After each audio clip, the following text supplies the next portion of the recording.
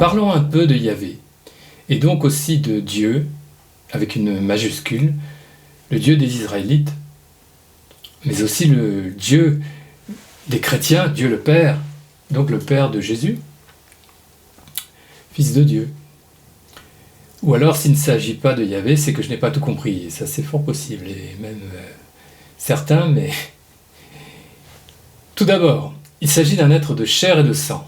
La Bible le dit, par exemple, ou du moins c'est ce que je crois lire, dans la Genèse, après la sortie de l'arche, dans le nouvel ordre du monde, qui verse le sang de l'homme, par l'homme aura son sang versé, car à l'image de Dieu, l'homme a été fait. Selon cette relation de conjonction, l'homme est de sang, Dieu est donc de sang. Mais à propos de cette interdiction de Yahvé, c'est un peu « faites ce que je dis et pas ce que je fais ». Car Yahvé, lui, prend le droit de verser le sang de l'homme aussi souvent que bon lui semble, et dans de multiples passages de l'Ancien Testament, à qui mieux mieux. Donc, qui est Yahvé?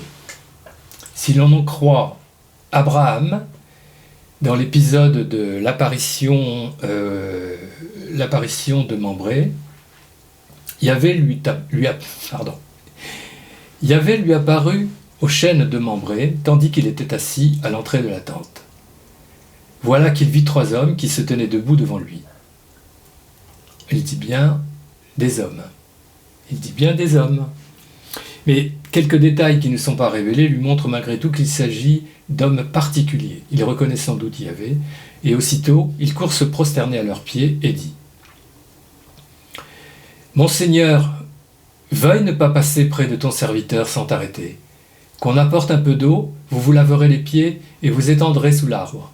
Que j'aille chercher un morceau de pain et vous vous réconforterez le cœur avant d'aller plus loin. » Ils répondirent « Fais donc comme tu as dit. » Ces hommes sont des seigneurs, et Abraham leur doit le respect.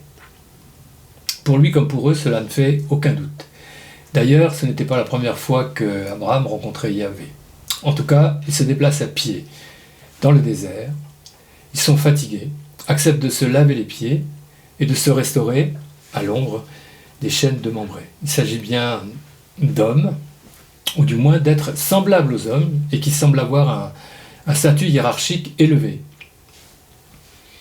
Ils inspirent d'emblée le respect et même la crainte, comme nous pourrons le constater dans d'autres rencontres.